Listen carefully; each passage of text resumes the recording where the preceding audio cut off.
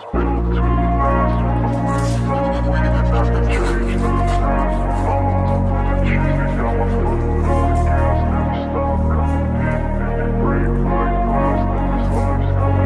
wanna be the best in the game, invest in my name. Check no restraints, I'm obsessed with the pain. I ingest, I retain, assess and I change. Possessed by the thought I'll be free one day from society's restraints. Money, clout and fame, mud, disease, a plague. We all love to hate, have to play the game, have to make a name. All our insecurities are on display. This is war with the enemy, think that it was meant to be. Living in a time where disease is on every screen. I won't let them fester me, I know most are festering. Negativity is a plague for the mentally weak.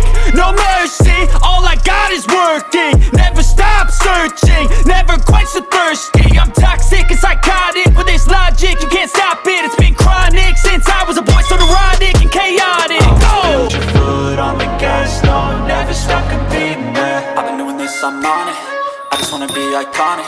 Sipping on a gin and tonic, got me going off when I'm on this topic, yeah. If I ever play, I want it, you know that I'm always honest.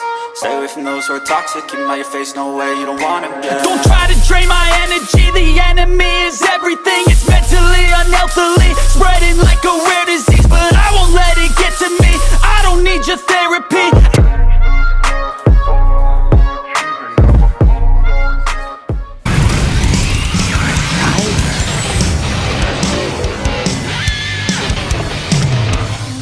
What's up, dudes, and welcome back to the El Camino build videos. If you're new here, these videos are me building my 1971 El Camino into my ultimate version of a drift monster track machine. I got this car literally out of a field. It was rotten from top to bottom, almost halfway on each side. The roof's got a hole in it, the floors were gone. I decided to turn it into this. I always wanted to build one of these muscle cars into a really mean drift machine, and I had an El Camino as my first car. So when this came up and I found out I could get it, I jumped on the opportunity right away. It started as a lockdown project, but now I'm on my third year working on it, and there's nowhere to go but finish it. I set my mind to it, and I have to get it done. Today's video, I'm going to mount my fuel cell on the back and mount a spot that I could put the fuel pump on.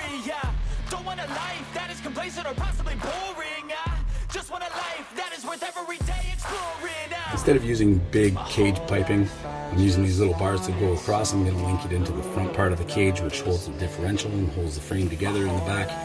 And these are basically straps. It's flat stock, which is bigger than your typical gas tank straps. And it's going to hold it up real well, but basically it's just going to cradle it.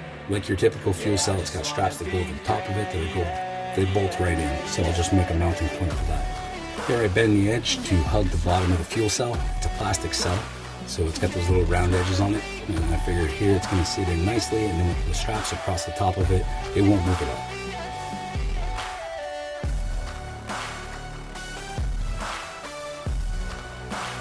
Having solid mounting points in the front and back is crucial, and that'll keep everything in together safely, nice and tight. As you can see there, it moves a little bit.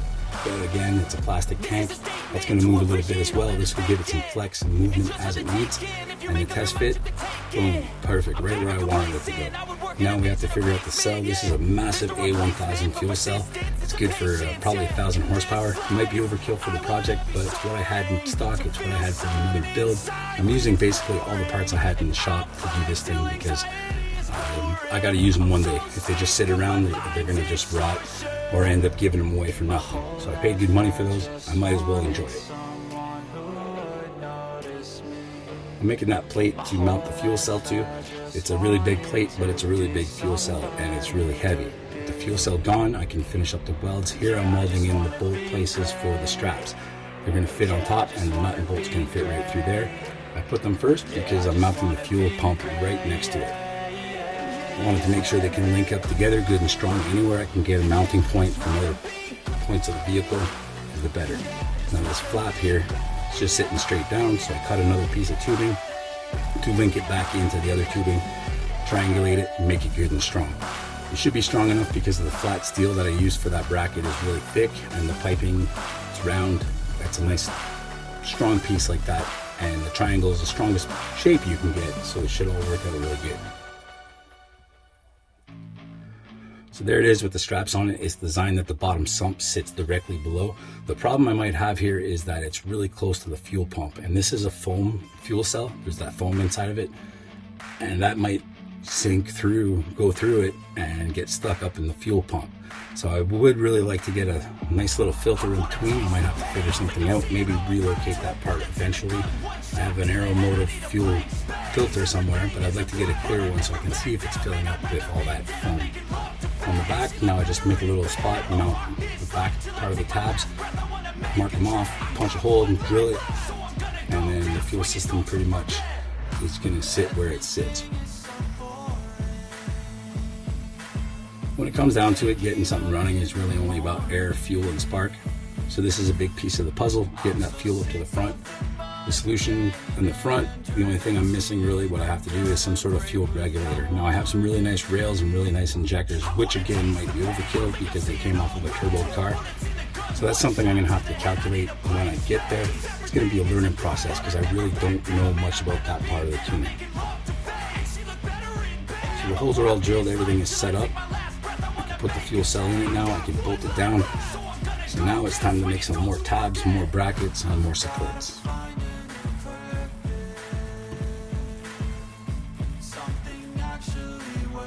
All these pieces that I'm putting right in it now is really just stuff, little tabs, little bars to strengthen up the shock supports, the shock mounts, the support for the center, the differentials, the subframe support you see on the left, on the right.